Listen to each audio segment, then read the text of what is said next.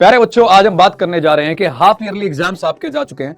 उन half yearly exam से आपने क्या सीख ली, आपने क्या सबक लिया, और उन हाफ ईयरली एग्जाम से सबक लेकर के क्या आप और ज्यादा बेहतरीन परफॉर्म कर पाएंगे अपने बोर्ड एग्जामिनेशंस में। तो आज इस छोटी सी वीडियो में इन्हीं सारी चीजों के ऊपर बात करेंगे और हर छात्र को लेकर के, हर स्टूडेंट को लेकर के प्यारे बच्चों आज हम ये बात करेंगे।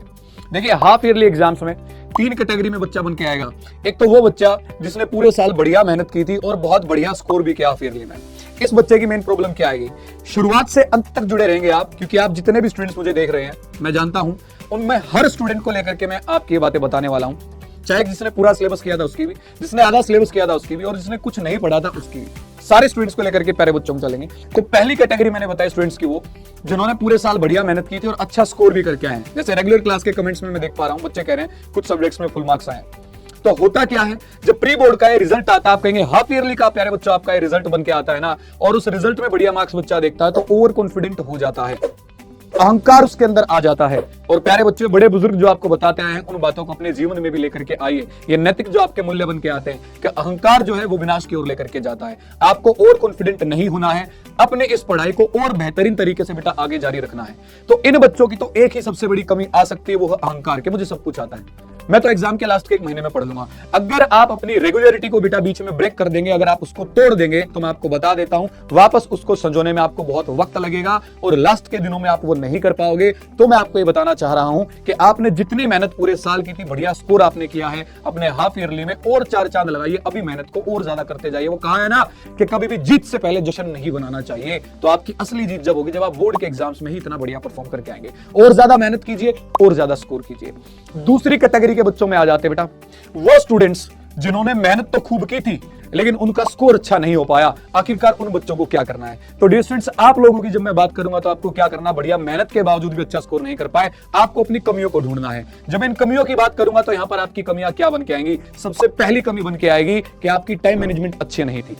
टाइम मैनेजमेंट में कौन कौन से पॉइंट बन के आएंगे? टाइम मैनेजमेंट में बन के आएगा डियर स्टूडेंट्स कि अक्सर होता क्या, हम पढ़ते तो बहुत ज्यादा, मेहनत तो बहुत ज्यादा करते हैं, लेकिन डायरेक्शनलेस, वो दिशाहीन होता है। आपको सर कैसे बता देता हूं। मान के चलिए आपको मैथ्स बहुत प्यारा लगता है, मैथ्स के क्वेश्चंस आप कर लेते हो, मैथ्स में भी आपके 14 चैप्टर्स बन के आए हैं, उनमें से आप 10 चैप्टर्स को आसानी से कर लेते हो, 4 थोड़े मुश्किल लगते हैं, तो आपका दिल धड़कता बार बार उन्हीं 10 चैप्टर्स को बार बार करने के लिए, और वो 4 सबसे मुश्किल लगते हैं ना, उन 4 सबसे मुश्किल टॉपिक्स को आप कम टाइम देते हो।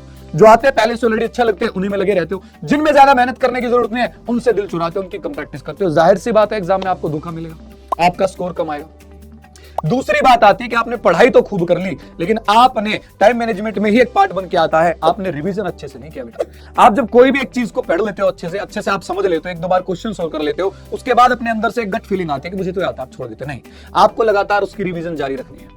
तीसरी सबसे बड़ी बात इसी में आपको क्या लेकर के चलनी है कि जब आप रिवीजन बेहतरीन तरीके से कर रहे हो ना, तो उस रिवीजन में भी आपको एक चीज देखनी है, सोचनी है। वो क्या कि रिवीजन करते टाइम मैं पेन नोटबुक लेकर के बैठूंगा और मैं ये लिखूंगा कि रिवीजन करते टाइम इस टाइप के क्वेश्चंस को तो मैं बार बार इजीली बना रहा हूं, लेकिन इसमें थोड़ा थोड़ा रुक रहा हूं। तो वहीं से फिर वही बात बन के आ जाती है जो मैंने आसान और मुश्किल चैप्टर्स वाली बताई। जिनमें आप रुक रहे हो उनके लिए ज्यादा टाइम लगाओ। अब ये नहीं कि जो आते थे उनको छोड़ दिया, नहीं। आप अगर 8 घंटे की पढ़ाई कर रहे हैं तो 2 घंटे उसके लिए निकालो जो आपको अच्छे से आता है, लेकिन जिसमें दिक्कत आती है बार बार अटक रहे हो, अपने 6 घंटे उसको दे दो प्यारे बच्चों। आप बात समझ में आ गई?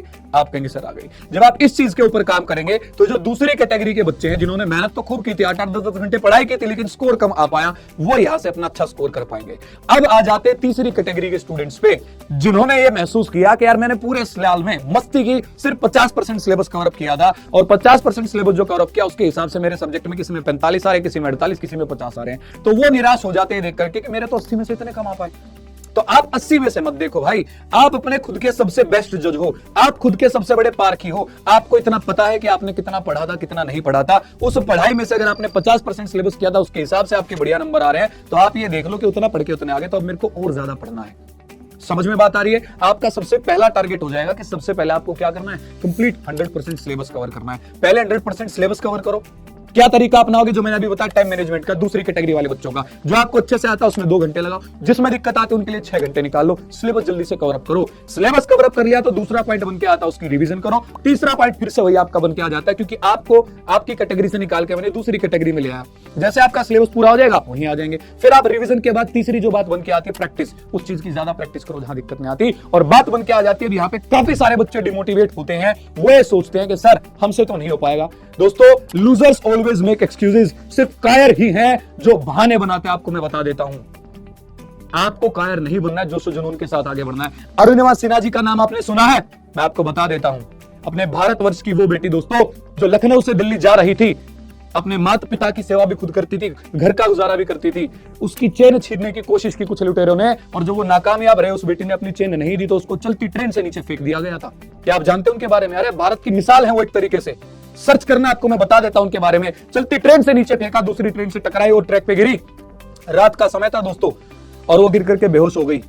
उसको रात को जब होश आया, दर्द से कर्रा रही थी, चिल्ला रही थी, आसपास कोई था नहीं, कोई मदद नहीं कर पाया, बेहोश हो गई। सुबह जब उसकी आंखें खुली तो उसने देखा कि उसके पैर को चूहे कुरद रहे थे भाई।